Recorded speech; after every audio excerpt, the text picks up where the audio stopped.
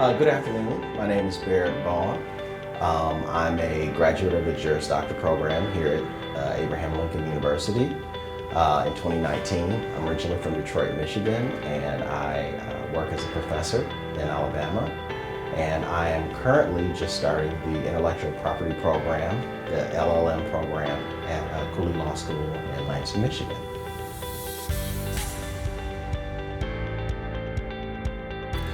Well, when I was an undergraduate at Michigan State, I had two options after I did my undergraduate in engineering: either go to graduate school to pursue a doctoral program or to go to law school. At the time, I chose graduate school, so that was about 25 years before I started ALU. With the advent of online education, I found out in 2013 that I could actually go back to law school, which was one of my career options, and I pursued it with a couple different schools. I had some very good counsel from a lot of different schools, but the school that interested me the most was Abraham Lincoln University, because they had small class sizes, actually synchronous courses instead of asynchronous, which means that they were live courses that you're actually able to talk to the professor and not just watching tapes. And also they had a lot of student support in terms of the academic support programs. You were able to really get in contact with the professors outside of class, and you would also build relationships with the other students because you were really communicating with them in real time. So that was really impressive to me because it was more like really being in class. As a result, I formed a lot of friendships with people because I could actually talk directly to them. Because we were all in class at the same time, which was really a benefit because it was more the face-to-face, brick and mortar experiences for me.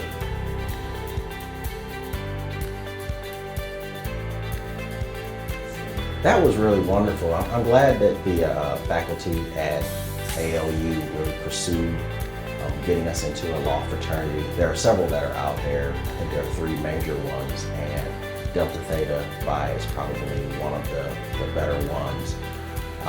They really welcomed us with open arms. I was really impressed by that.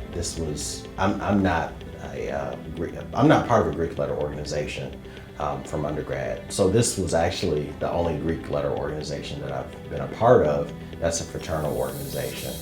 And the conference in New Orleans really was more of a working conference. They got a select group of the delegates from each of the chapters, or senates, is what they call them, and they worked on different projects. So as soon as we got there, we had a computer, we were assigned to do different tasks in terms of the management of the organization.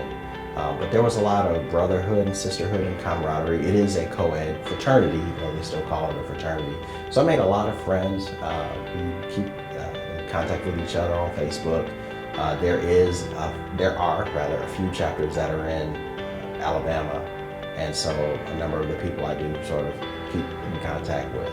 So it was really a good experience. One of the things that I thought was great was that in terms of going to school online, even though you're in class, there still is that connection that you really do like to have. So it really provided us opportunity to make friends outside of just that class that are doing professional things. They're in California or New York or Michigan or wherever they are. And so it really was a good experience to meet people that are students. And one of the things is a lot of the students are more traditional, but we were probably the most, Don and myself, Dr. Don and myself were probably the most non-traditional students there. It was an excellent experience for both of us.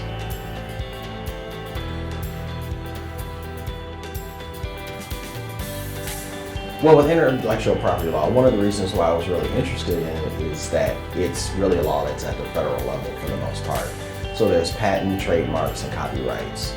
And right now I'm in a program that actually is synchronous, which means that you have to be in the class at the time the professor is teaching, which pretty much was continuing the training that I had here. But I can practice it in Alabama as long as I pass the federal bar, the California bar, and then obtain federal bar membership. So I can actually start to practice while I am in Alabama. There are a number of different states that have been changing the rules as regard to non-ABA accredited, say California unaccredited approved law schools. So hopefully over the next few years things will change, but as of right now I can practice federally, which is an area that I was interested in actually back in undergrad.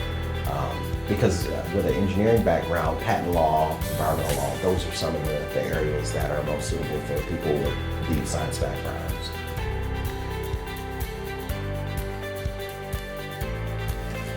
Well, one of the things is, I think that with the synchronous technology, there's a lot that is made up between sitting and watching videos and doing homework, or even just getting a list of assignments to do and doing those, and actually being in class with a professor that you can see that is actually answering questions as you have them.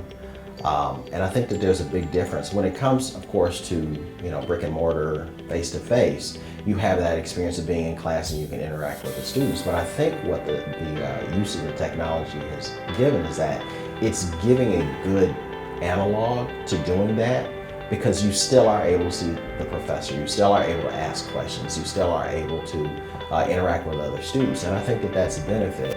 Yes, there are some disconnect that's there because you're not really there and you're not really able to see the other students, but in terms of being able to interact with the professor, it's really great. One of the things that I noticed is there are programs out there that basically you're watching videos. Well, I mean, it's one thing to say, watch the video, if you have any questions, go ahead and send us an email or address them. But I know, at least from the 4 years of class that I was at ALU, the professor is able to gauge your understanding from the questions, and they can go back over certain topics and clarify those things as you're actually going through the topic. So it's not so much you go through the topic and you ask a question. The other thing that I found is that you'll see a lot of people that are asking the same question, sometimes at the same time that they're typing it into the system.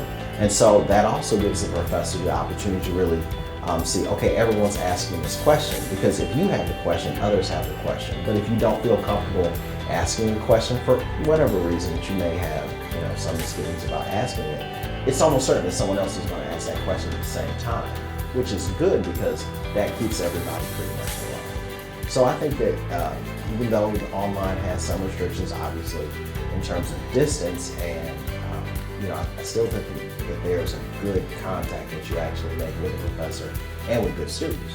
I mean, with other students. That's good.